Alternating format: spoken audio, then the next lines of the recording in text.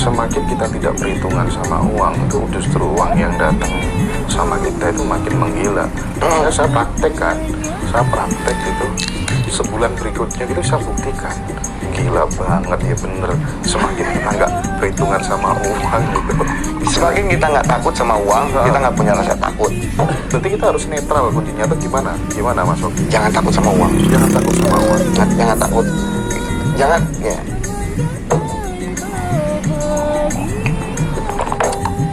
Kebanyakan orang masuk ke supermarket itu dalam keadaan lapar. Maksud apa yang di keadaan lapar? Dalam keadaan kekurangan. Jadi disangkanya mau yang nggak enak pun disangkanya enak semua. Nah kayak gitu kan. Tapi kalau kita sudah mulai ngelatih diri kita masuk ke supermarket walaupun kita lapar, kita istilahnya, kalau istilahnya orang Amerika itu apa? Don't let your eyes bigger than your stomach. Jangan membiarkan mata kamu lebih besar daripada perut kamu. Karena kalau kita lapar kan, mata kita gede, wah ini enak. Akhirnya kita makan, yang kita makan cuma sedikit. Nah, kayak gitu. Kalau saya kayak gitu, kalau jangan takut sama uang, jangan takut sama uang. Terus gini ya, kayak gini. Di Semina Cirebon kemarin itu ada ustazah. Ya, ustazah ikut. Dia mengakui kalau dia munafik. Bahwa selama ini dia hanya mempraktekkan agama secara teori. Dia nggak mau mempraktekkan istilahnya sifat Allah yang dia percayai, di mana Maha Pengasih, Maha Pemaaf, Maha Kaya. Dia mengakui ke saya secara private. Nah, gitu kan. Kebanyakan orang kayak gitu. Mereka seakan-akan mereka itu agamis, tapi di saat harus mempraktekkan sifat Tuhan yang mereka sembah, nggak mau. Maha Pemaaf, mana orang maafin, malah banyaknya dendam. Oke? Katanya Tuhan Maha Kaya, tapi kalau lu kelakuan kayak orang miskin. Nah kan, kalau kamu percaya kan harus mencerminkan sifat Tuhan yang kamu percayai. Seperti ustazah itu akhirnya mengakui, saya salah selama ini, perbaiki, saya bilang. Karena itu bagian yang utuh ya antara diri manusia dengan Tuhan. Betul. Maka kalau mereka Maha Kaya, kita harus memanjarkan kaya itu. Di netral di situ. Nggak bisa. Sekarang kalau menurut Mas Hendra, uang kan kelimpahan kan?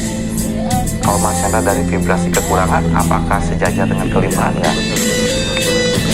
Nah itu biasanya saya ngajak sharing di seminar itu praktek kayak gitu.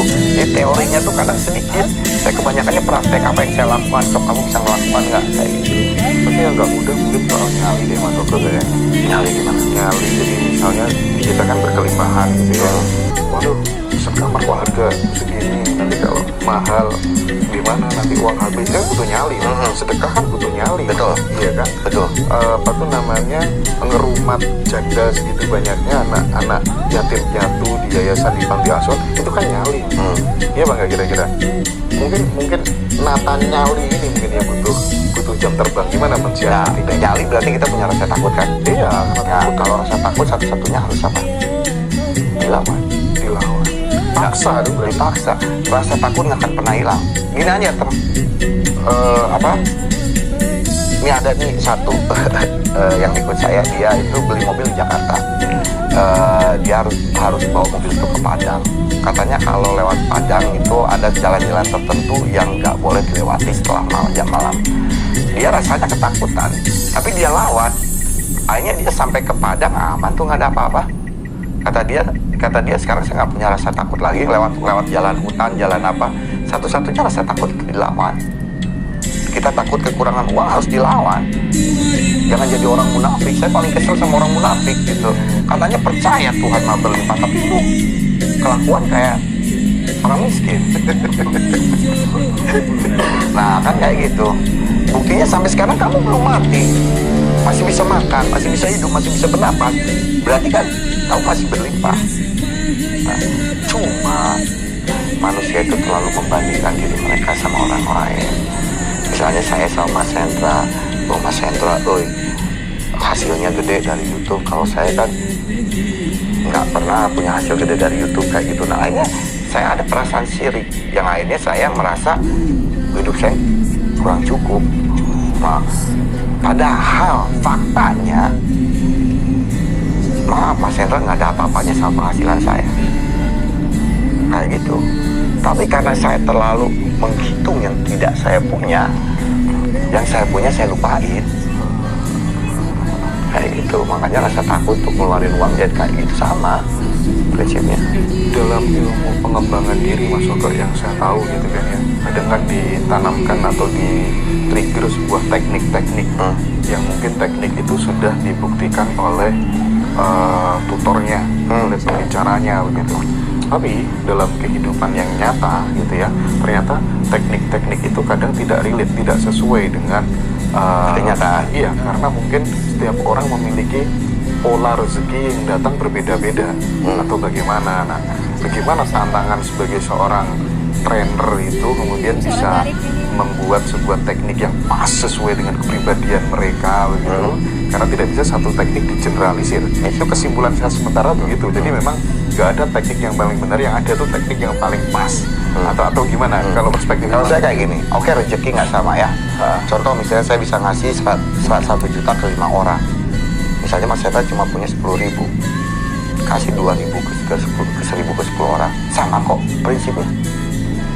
Nah, jadi buat saya itu nggak ada alasan. Kamu pengen merasa berkelimpahan gini, Mas Hendra, misalnya punya 10.000, sedangkan saya ngasih 2 juta, bisa 1 juta ke 1 orang, Mas Hendra cuma punya 10.000. Nah, kita harus mau mengakali alam bawah sadar kita, gimana supaya kita merasa berkelimpahan. Pecah itu 10.000 itu. Mau dikasihin ke 5 orang, mau dikasihin ke 4 orang, mau dikasihin ke 10 orang, tapi dipecah. Nah, ini apa? Kita merasa jadi tangan di atas untuk 10 orang, walaupun jumlahnya kecil. Kemana ngasihnya nih kalau 1.000 perak? Bang Amin kek? Pak Oga kek yang suka nyebrangin mobil? Nah, jadi kalau misalnya cuma, wah kan rezekinya beda mas, bla bla bla. Alasan lo. Sekarang dengan uang sedikit pun kalau kita berniat belajar untuk berkelimpahan, itu gampang. Ngetrik alam bawah sadar itu, karena alam bawah sadar tidak tahu mana yang benar, tidak tahu mana yang nyata. Kalau kita bisa membenarkan menurut kita berlimpah, alam bawah sadar akan ngerekam bahwa kita berlimpah.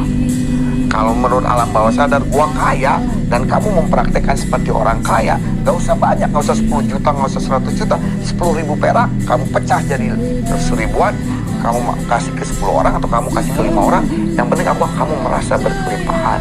Nah, itu caranya simple, jangan banyak alasan kayak orang miskin. Orang terlalu banyak alasan. Apa-apa tuh orang terlalu banyak alasan.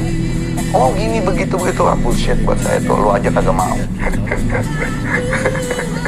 Nah itu, saya orangnya kayak gitu, saya belak-belakan orangnya. Artinya Mas Oke ingin menegaskan lagi, terlepas dari kamu paham loa atau enggak, terlepas bagaimana latar belakang dirimu, keluargamu, asal mentalmu berkelimpahan dan kamu mau praktek, memantaskan diri dulu, meskipun bener kondisinya masih kurang, tapi mentalnya berkelimpahan, suatu saat itu pasti akan benar-benar terjadi. Bukan suatu saat, itu bakal kayak gini. Bukan suatu saat, otomatis itu. Itu bukan nanti mudah-mudahan minggu depan, mudah-mudahan bulan depan, oh enggak, kamu ngerasa berkelimpahan itu langsung balik kamu.